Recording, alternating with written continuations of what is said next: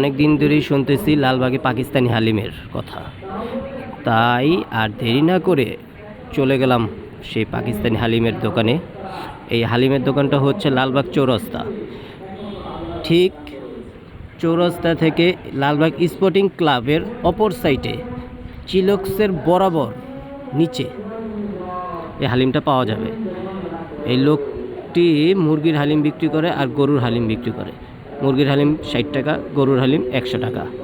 এই হালিমটি সবসময় পাওয়া যায়, কোনো বন্ধের দিন নাই, কোনো অকেশন বা কোনো কিছু ছাড়া সবসময় পাওয়া যায়। আমি ঠিকানাটা আবার বলছি, লালবাগের চৌরাস্তা, লালবাগ স্পোর্টিং ক্লাবের অপর সাইডে ঠিক বরাবর চিলক্সের নিচে এই হালিমের দোকানটা। হালিমটা খেয়ে ভালোই লাগলো।